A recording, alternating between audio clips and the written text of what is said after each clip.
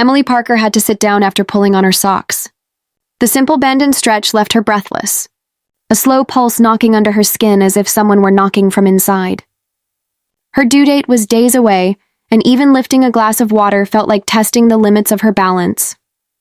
She eased to the edge of the bed, pressed a hand to the curve of her stomach, and waited for the light-headedness to pass.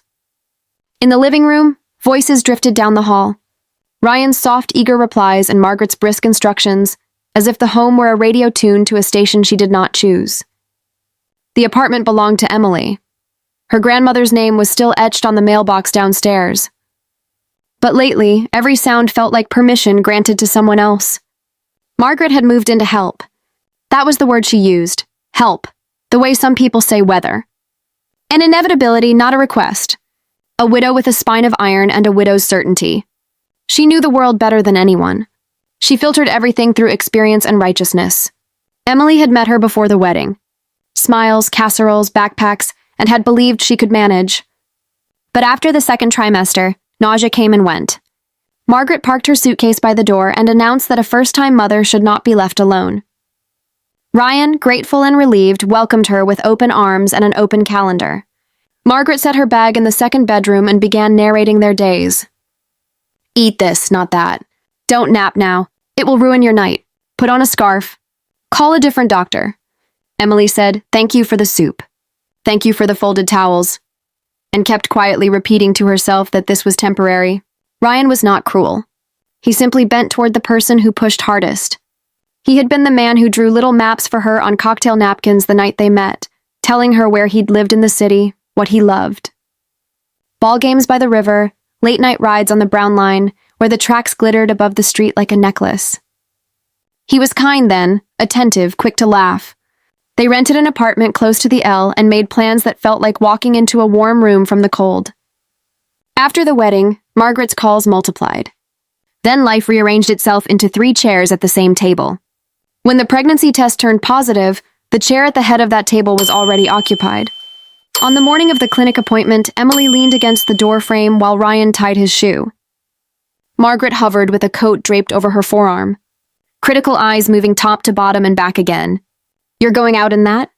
she asked, as if Emily had decided to wear rain instead of a sweater. "Your stomach is practically bare. These trains are drafty. You'll catch something and the baby will catch it too. It's comfortable," Emily said quietly. She wanted the morning to be a bridge, not a battlefield. Ryan offered a guilty smile that lasted only until Margaret cleared her throat. Then he said, "Mom's probably right. Maybe a longer coat." Emily buttoned her jacket and swallowed the retort that rose hot and immediate. As they stepped into the hallway, she told herself to borrow the strength of small steps. Elevator, sidewalk, station. The city moved around them with its ordinary winter efficiency.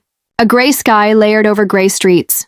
On the platform, the wind cut through seams of clothing, and the rails sang somewhere to the south.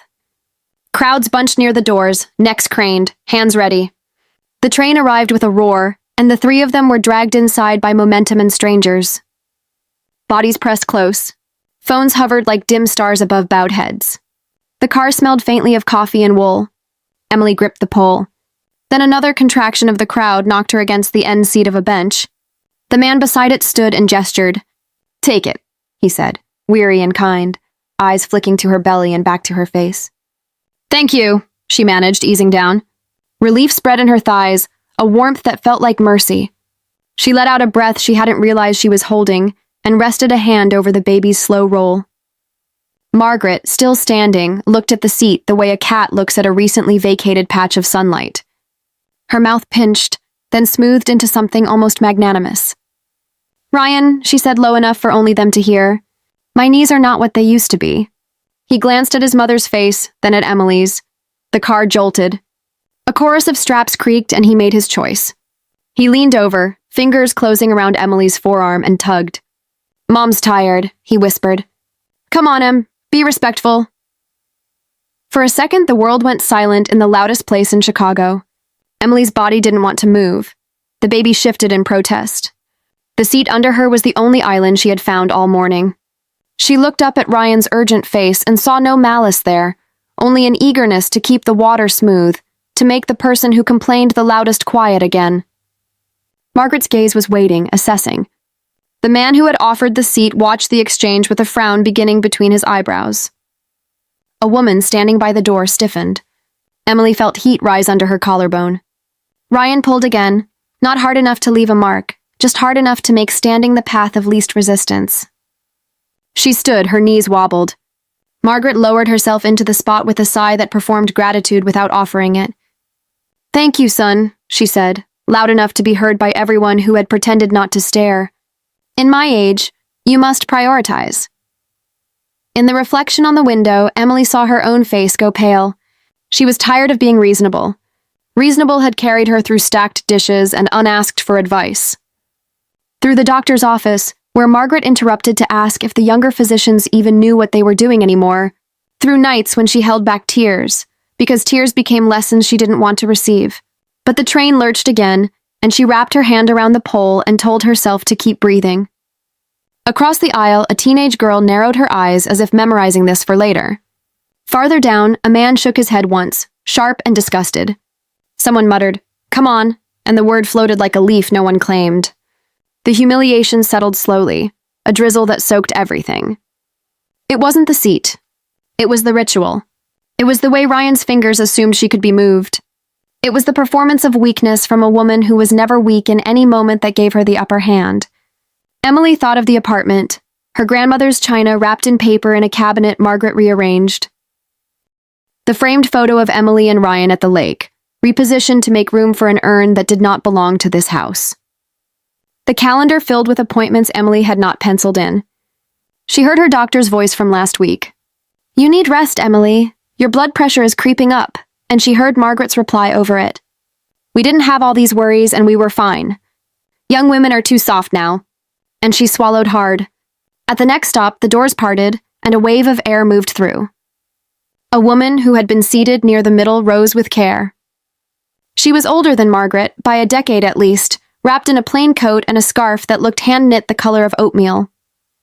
Her hair was the soft gray of sky before snow. She stepped toward Emily with the steadiness of a person who had spent a lifetime deciding when to speak. Her eyes took in the scene quickly. The young woman on her feet, the round stomach, the mother seated, the hovering son, the uneasy witnesses, and then she addressed only Emily. "Sit here, honey," she said, and her voice had the firmness of a porch light turning on. She took Emily's hand and guided her toward the seat she had just vacated. There was no fuss, no sermon. The car quieted further, the way a room quiets when someone tells the truth without raising her voice. Emily lowered herself, breath shivering as she did, her eyes blurred. She could feel Margaret's stare like cold air on damp skin. Could feel Ryan's confusion coalescing into embarrassment. The older woman bent closer just enough that her words touched only the people who needed to hear them. "God sees everything," she whispered. The sentence landed with a clarity that made the steel under Emily's feet feel less hostile.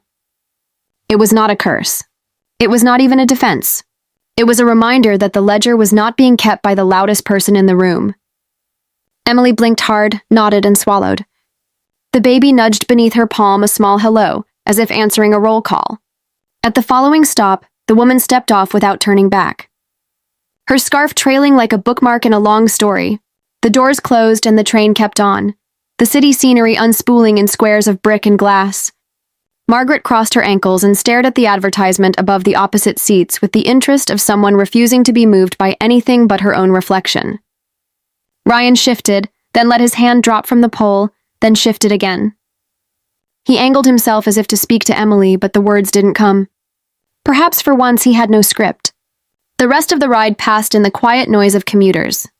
When they reached their stop, Emily stood carefully, thanking the anonymous man who had first offered his seat with a look rather than words. She stepped onto the platform with the sentence still warm in her ears. God sees everything. It traveled with her down the stairs and onto the wind-bright street, past the clinic doors and the waiting room chair and the blood pressure cuff that would leave a red kiss on her arm. It traveled with her like a small shield no one else could see. Emily remembered the night she first met Ryan, as if it had been drawn in brighter colors than the rest of her life. She had been 24, finishing her graduate program, sitting at a friend's party with a paper plate balanced on her lap. Ryan walked in late, laughing at something a colleague whispered in his ear. His coat slung over one shoulder as if the city itself weighed nothing. He made his way through the room with a kind of warmth that drew people toward him. When he finally sat beside her, he asked questions that were not filler, but genuine curiosity. What books had she loved as a child? What places did she want to see before she turned 30? That night, he walked her to the train, insisting on waiting until the doors closed. He was thoughtful, attentive, and most importantly, he made her feel visible in a world that often looked past her. In those first months, Emily had felt like she was in the center of a story that finally belonged to her. Ryan sent good morning texts, left flowers on her porch, and learned the names of her favorite novels. When he proposed, it was on the river walk at dusk, the city lights bouncing off the water like promises. She said yes without hesitation. The wedding was simple, a small gathering in a church just outside the city. And as they exchanged vows, Emily believed she was stepping into a marriage that would hold her steady. What she did not know, what no one could have prepared her for, was how quickly Margaret would fill the spaces they thought belonged to them.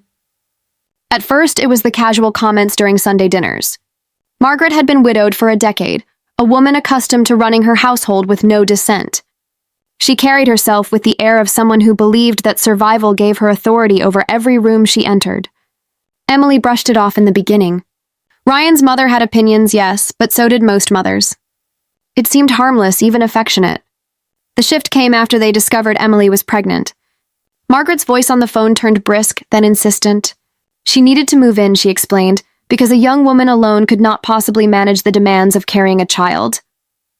Emily had wanted to protest, wanted to say that she and Ryan had planned carefully that she could handle this. But Ryan's relief was so immediate, so visible that the words stayed in her throat. He hugged his mother the night she arrived with her suitcases and said, "This will be good for us." Emily told herself it was temporary. But Margaret did not simply inhabit the spare room, she colonized. Within days, she rearranged the kitchen cabinets, placing the teapot Emily's grandmother had left her on a higher shelf, and filling the counter with her own collection of cast-iron pans. She rewrote grocery lists in her own handwriting. She decided the thermostat should stay at 68, no matter how cold Emily felt in the evenings. She hovered at the bathroom door with reminders of how long a pregnant woman should soak in the tub. Her presence pressed into every corner until Emily could barely recognize the apartment as her own. Meals became battlegrounds. Margaret subscribed to a strict regimen of what she considered proper pregnancy nutrition, drawn from decades-old magazines and home remedies. She set boiled liver and overcooked spinach in front of Emily and frowned when the younger woman gagged at the smell. "Don't be dramatic," Margaret scolded. "Your baby needs iron." If Emily asked for plain toast, Margaret clucked her tongue and accused her of selfishness. Ryan, caught between them, always softened his voice when he sided with his mother. "She just wants the best." "Stem," he would say as though intention excused intrusion. Each time Emily swallowed her frustration and chewed dutifully, her throat tight with resentment. Sleep offered no refuge. Margaret believed naps during the day were a sign of laziness. If Emily retreated to the bedroom for rest, Margaret knocked on the door under the pretense of checking on her. "Stay up," she advised. "You'll never sleep at night if you close your eyes now." Ryan repeated the refrain with a smile, brushing hair from Emily's face. But it was Margaret's script he was reciting. The walls of the apartment felt thinner, the rooms smaller. Privacy disappeared like air from a sealed jar. The tension sharpened during medical visits. At the clinic, Emily tried to cling to the professionalism of white coats and measured tones. On one appointment, her obstetrician pressed the stethoscope gently against her belly, listening for the steady rhythm of the baby's heart. The doctor smiled and spoke directly to Emily. "You need to make rest your priority now. Your blood pressure is higher than I'd like. Stress is not your friend at this stage. Sleep. Reduce conflict where you can. And remember to care for yourself as much as for the baby." Emily nodded, grateful for words that validated what her body had been shouting for weeks. But before she could respond, Margaret leaned forward in her chair with a dismissive wave of her hand. "Nonsense," she declared. "Young women today are coddled. I worked double shifts through both of my pregnancies. We didn't have blood pressure cuffs and special diets. We did just fine. Don't fill her head with worry." The doctor, accustomed to difficult family members, cleared his throat and repeated his recommendation with more firmness, but the moment was already fractured. Ryan rubbed the back of his neck, looking from his mother to his wife, and then chose silence. In that silence, Emily heard everything. Margaret's voice, Ryan's complicity, the erasure of her own needs. The doctor's words evaporated in the air like steam from a cooling cup. Walking back from the clinic, Emily carried the paper print out of her test results folded in her pocket. Each step felt heavier than the one before. She wanted Ryan to take her hand, to tell her that her well-being mattered, that he would draw the line against his mother's overreach. Instead, he kept close to Margaret, listening to her commentary about traffic and weather, nodding in rhythm.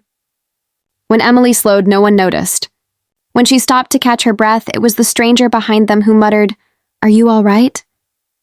Ryan finally glanced back, embarrassed, and ushered her forward. Margaret rolled her eyes as if Emily's exhaustion were another indulgence. By the time they reached the apartment, the realization had settled inside her like a stone. In her husband's world, there were two women. One commanded loyalty through history and grief. The other, his wife, the mother of his unborn child, was an afterthought. Emily sat on the edge of the bed, staring at the framed photo of her grandmother that still hung above the dresser. The apartment was hers by inheritance, but her place within it had become conditional. She pressed her palm to her stomach, felt the baby shift in response, and whispered a promise only the child could hear. In that moment, she understood with a clarity that left her trembling that she and her daughter would always come second to Margaret in Ryan's eyes. The knowledge did not yet lead to action, but it rooted itself deep inside, a seed of inevitability waiting for its season. The apartment was dark except for the glow of the city lights bleeding in through the blinds. Emily shifted on the couch, trying to find a position that relieved the ache in her lower back. At first, she thought it was another night of discomfort, the kind every pregnant woman near her due date came to expect. But then the pain sharpened, cutting through her abdomen with the precision of a blade. She doubled over, a hand pressed to her belly, breath shallow. It was too early. She wasn't supposed to be in labor for another 2 weeks. "Ryan," she called out, her voice trembling. Her husband was in the kitchen, scrolling through his phone. He looked up, startled as she clutched the armrest, her knuckles white. "Something's wrong," she gasped. "It's happening. The baby?" Ryan hurried over, panic already flaring in his eyes. "Are you sure? Maybe it's just—" His words faltered when another contraction ripped through her, forcing her to bite down on a cry. She shook her head, sweat beading along her hairline. This was no false alarm. From the bedroom, Margaret's sharp voice cut into the chaos. "Ryan." The sound was theatrical, drawn out like a curtain call. "Ryan, I can't breathe." Her words were punctuated with coughs that sounded rehearsed. "My chest, it's my heart." Ryan froze, torn between his wife writhing on the couch and his mother calling from the other room. "Mom, hold on," he shouted, then turned to Emily. "Just wait. Let me check on her." Emily's eyes widened in disbelief. "I need you now," she said, voice cracking. Another contraction seized her, stronger than the last, stealing her breath. She grabbed his wrist. "Please, Ryan, the baby's coming!" But Margaret wailed louder, her voice echoing down the hall. "Ryan, don't let me die alone." Panic overtook reason in Ryan's face. He wrenched his hand away and bolted toward his mother's room. Emily stared after him, stunned. Each second stretched like an accusation. She tried to stand, but her legs buckled beneath the weight of pain and betrayal. The next cry that left her lips wasn't just from labor. It was the sound of something inside her breaking. Minutes blurred. She heard Ryan's frantic voice on the phone calling for an ambulance, but not for her. He was describing Margaret's symptoms, pacing the hall as if his wife's contractions were background noise. Emily realized then that if she didn't act, she and her baby would be alone in the fight for their lives. Her hands shook as she fumbled for her phone. She dialed 911, her voice ragged. "I'm 38 weeks pregnant," she told the dispatcher between breaths. "The contractions, they're coming fast. My husband, he left me. I need help. Please send someone." The operator's voice was steady, grounding. "Stay on the line, ma'am. We're sending EMS to your location right now. Can you lie down on your side? Keep breathing. You're not alone." The sirens arrived sooner than she expected, their wail threading through the streets below. Within minutes, uniformed paramedics burst into the apartment. They found her on the floor, pale and trembling, sweat plastering her hair to her forehead. "Ma'am, we've got you," one of them said firmly. They guided her onto a blanket, checking her pulse, monitoring the baby's heartbeat with swift efficiency. The contractions were too close together to risk a hospital transfer. They would have to deliver here. Emily's world narrowed to commands and reassurances. Breathe. Keep pushing. Almost there. She bore down, tears streaming, the pain relentless and consuming. In the corner of her eye, she saw Ryan hovering helplessly, Margaret clutching his arm, pretending still to be weak. But no one was paying attention to them now. The focus was on Emily, on the small life fighting to enter the world. One of the paramedics, her badge read Elena Morales, knelt beside Emily, holding her hand. "Look at me," she said softly. "You can do this. You're stronger than you think." Her calm eyes anchored Emily through the storm. With a final scream, Emily felt the sudden release, the sharpness of pain replaced by the fragile cry of a newborn. The sound pierced the air like sunlight breaking through clouds. A tiny girl, red and squalling, was lifted into the light. "Baby girl," Elena announced, her voice thick with emotion. "She's early, but she's breathing." The scale read 5 lb, 8-0 small, but fighting. Emily's arms opened instinctively and the baby was placed against her chest. Warmth and life spread through her as she cradled her daughter for the first time. Tears fell freely, mingling with the baby's soft cries. "Elena," she whispered, looking at the nurse who had stayed by her side. "Her name is Elena," then softer to the child herself. "Lena, you're mine." The paramedics worked quickly, cutting the cord, checking vitals, wrapping the infant in a blanket. Emily's father, Charles Bennett, arrived moments later, his face ashen from rushing through the night. When he saw his daughter and granddaughter, relief crumpled his expression. He knelt beside Emily, pressing a trembling kiss to her damp forehead. "You're safe," he whispered. "You both made it." Emily closed her eyes, exhaustion pulling at her, but she clung to her father's voice. She thought of the moment Ryan chose his mother's feigned illness over his wife's cries, and the betrayal burned deeper than the contractions ever had. Yet in that same night of abandonment, she had been carried by strangers who treated her with dignity, and by the one man who had never failed her, her father. Lena stirred against her chest, tiny fingers curling around Emily's thumb. Emily looked down, and something fierce ignited inside her, a vow that this child would never feel second to anyone. Not to Margaret, not even to Ryan. This baby was her reason, her proof of survival. And from this moment forward, Emily knew she would fight with everything she had. The apartment, once suffocating with Margaret's authority, now held the sound of new life. Sirens faded. Neighbors whispered behind doors. But in the center of the chaos, a mother and daughter breathed together for the first time, and Charles Bennett, steady and resolute, remained by their side. The only true witness to both the betrayal and the miracle of that night. The fluorescent lights of the maternity ward hummed low against the quiet of the night. Emily lay propped against stiff hospital pillows, her daughter swaddled close to her chest. Lena's breath was soft, barely a flutter against her mother's skin. But every rise and fall was proof that they had survived. The chaos of delivery still lingered in Emily's body, yet the fear had given way to a calm resolve. She stroked the baby's tiny hand, memorizing the shape of her fingers, the fragile curl that clung to her own. Her phone vibrated on the tray table. The screen lit up with Ryan's name. For a moment, Emily just stared, a pulse of anger running beneath her ribs.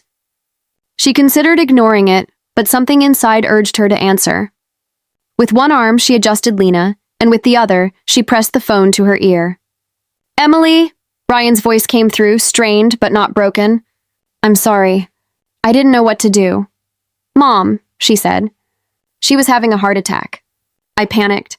I thought she needed me. Emily closed her eyes, her jaw tightening. "And what about me?" she asked, her voice cool. "I was in labor, Ryan.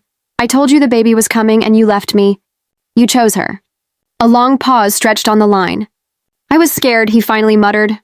"I thought I could handle both, but no." Her tone cut through his excuses like glass. "You abandoned me. You abandoned your daughter before she even took her first breath. Do you understand what that means?" He exhaled shakily. "Emily, please, I made a mistake. I'll come tomorrow. Al, you are no longer my husband," Emily said flatly. The words left her lips with a weight she hadn't anticipated. But once spoken, they felt permanent. "I won't let your mother near this child. Not after tonight." On the other end, Ryan sputtered. "Don't say that. She just wants—" "I don't care what she wants," Emily interrupted. Her voice was low but steady, vibrating with a strength she had never felt before. This isn't about her. This is about me and about Lena. I will not raise my daughter in the shadow of your mother's control. We're done. The silence that followed was thick, broken only by Lena's soft stirring against Emily's chest. Ryan didn't argue again. He simply hung up the call, ending with a hollow click. Emily let the phone slip from her hand onto the blanket. She felt no regret, only a strange lightness, as if chains had quietly fallen away. She looked down at Lena, whose eyes blinked open for a brief moment, dark and unfocused, yet full of promise. "It's just us now," she whispered, pressing a kiss to her daughter's forehead. "And that's enough." A gentle knock sounded at the door. Charles Bennett stepped inside, carrying a paper cup of coffee that had long gone cold. His eyes softened when he saw his daughter holding his granddaughter. He pulled up a chair and sat beside her bed, his large hands folded awkwardly in his lap. "How are you holding up?" he asked quietly. Emily shook her head, tears stinging but not falling. "I told him, it's over, Dad. I said, he's not my husband anymore. I said, Margaret won't ever see Lena." Charles reached across and rested his weathered hand over hers. "You did the right thing." His voice was firm without hesitation. "I raised you to stand up for yourself, Emily. I may not have always been perfect, but I know this. A man who walks away when you need him most doesn't deserve you, and his mother certainly doesn't deserve a place in your child's life." Emily's throat tightened. "I thought I needed him," she admitted. "All this time I thought if I just kept the peace, if I stayed quiet, things would get better. But tonight, when he left me, I realized he was never going to choose me." "Not over her." Charles nodded, pride flickering in his tired eyes. "That realization is painful, but it's also freedom. You can build a life for you and Lena that isn't dictated by anyone else's demands. You're stronger than you think." Emily studied her father. The lines etched deep across his face, the quiet certainty in his gaze. For the first time in months, she believed him. She wasn't the passive woman enduring another's authority. She was a mother now, and that role carried a fierceness she hadn't known existed inside her. The thought of Margaret's hands reaching for Lena filled her with defiance so sharp it steadied her spine. Never again, she vowed silently. Never again would she allow someone else to decide her worth. The night stretched on, but Emily didn't feel alone. Charles dozed in the chair, his head tilted back while Lena slept curled against her. Outside, the city kept moving. Ambulances racing down streets, trains rumbling over tracks, lives unfolding in endless rhythm. Inside the small hospital room, however, a new life had begun. One defined not by submission, but by resolve. When dawn touched the blinds with pale light, Emily felt ready. She was exhausted, yes, but her exhaustion was layered with conviction. She had crossed a threshold. The woman who once stayed silent at her own dinner table, who tolerated whispers and commands, was gone. In her place stood a mother who would protect her daughter at all costs. And though the road ahead promised battles, legal, emotional, and otherwise, Emily knew the hardest step had already been taken. She had chosen herself. She had chosen Lena, and that choice made her unshakable. Emily sat stiffly in the leather chair, her newborn daughter asleep in a carrier at her side. Across the desk, attorney Karen Mitchell scanned through the intake form with practiced efficiency. The office smelled faintly of coffee and paper, shelves lined with binders labeled Family Law Illinois and Protective Orders.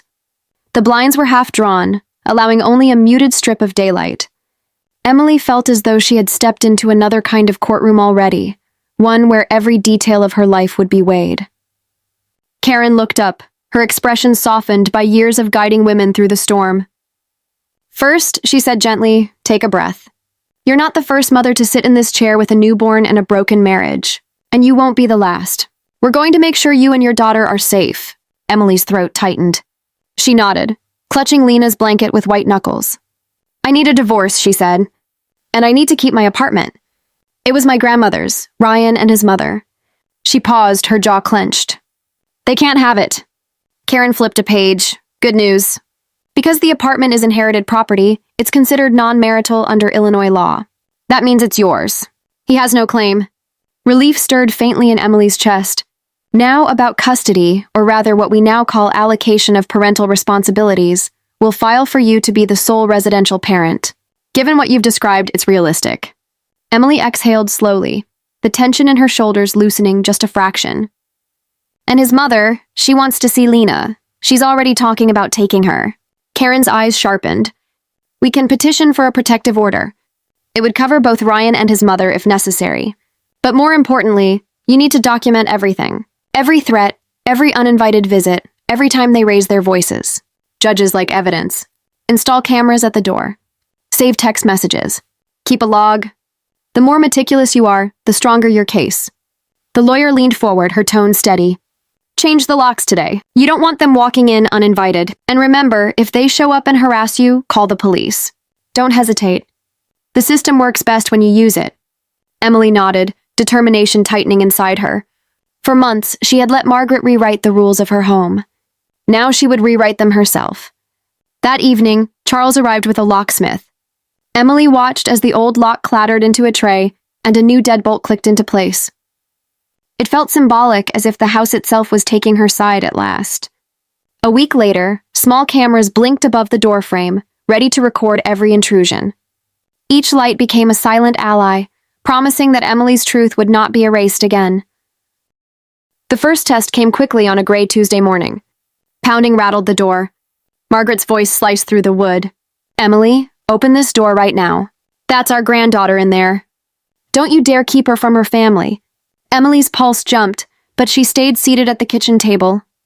The camera caught everything, the banging, the shrill demands, Ryan's voice joining in.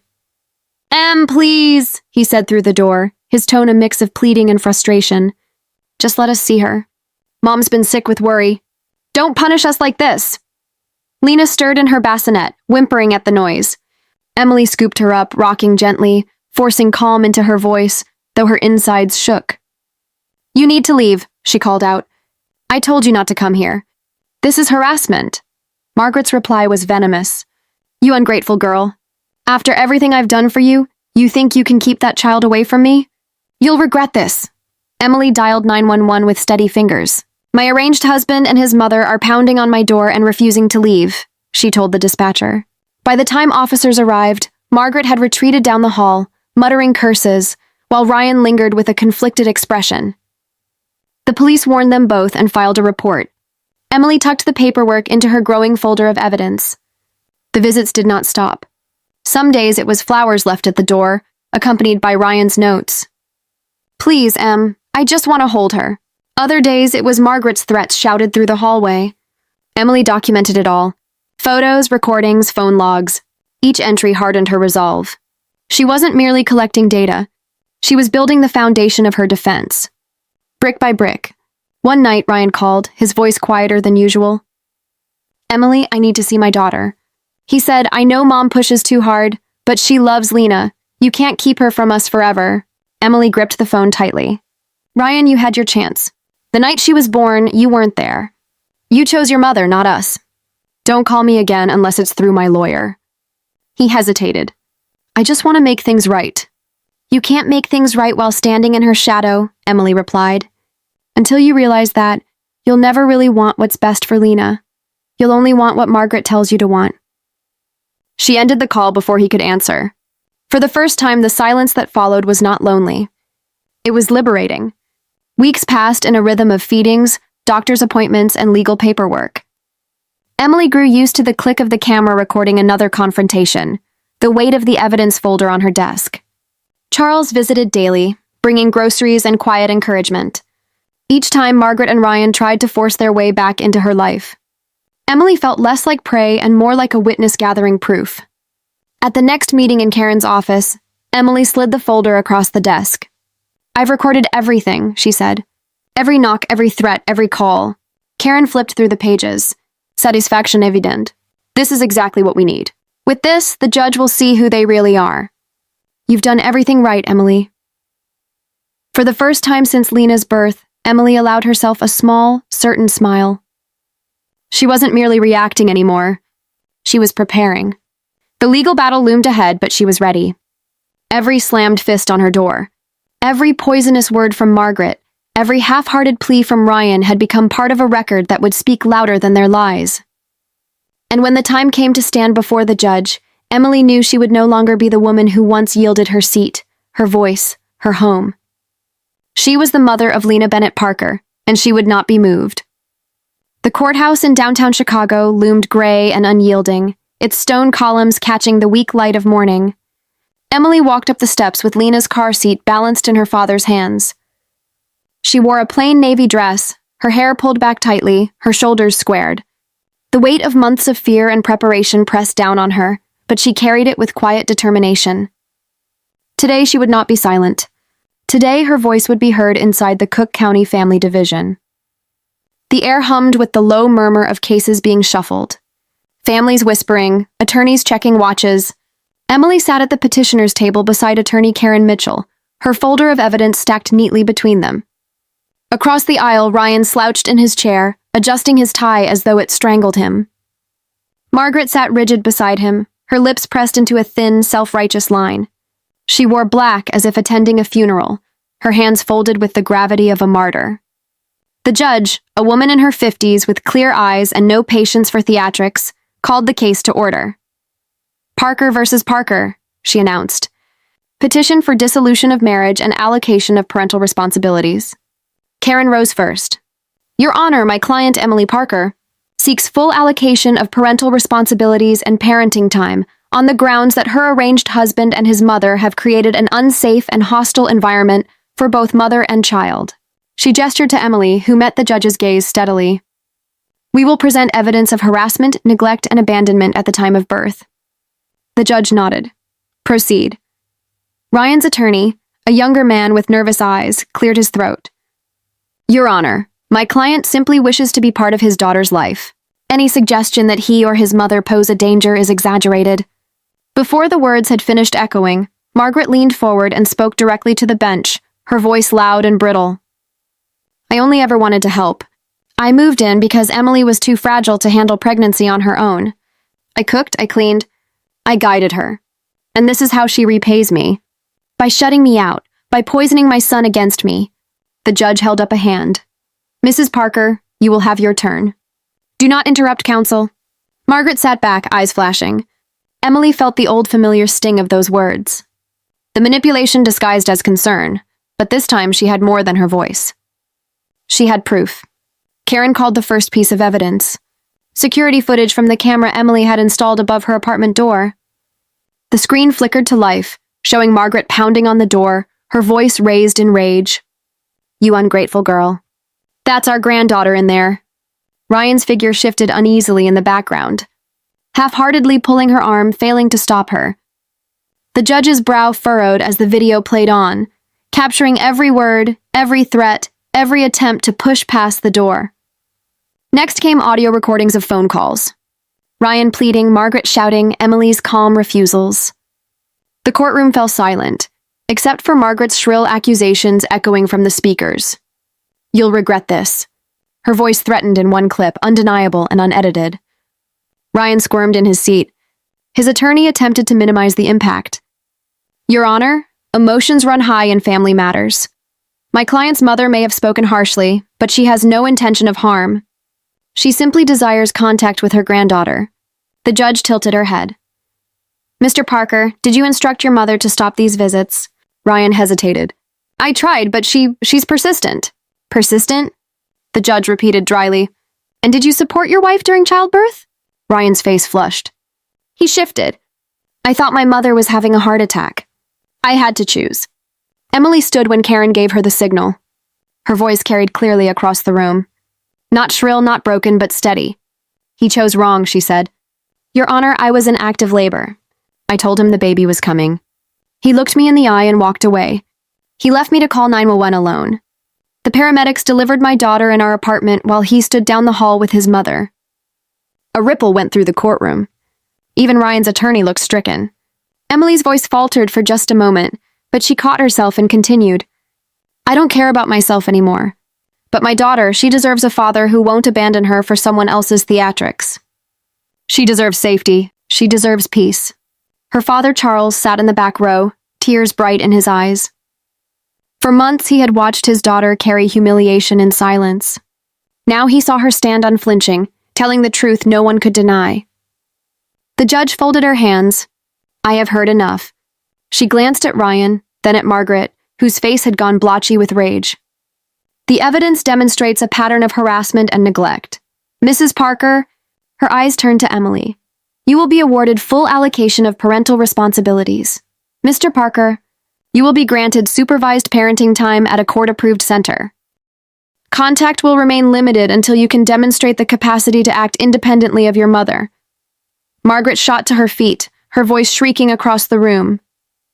This is outrageous. She's turning you against us with lies. She's stealing my granddaughter.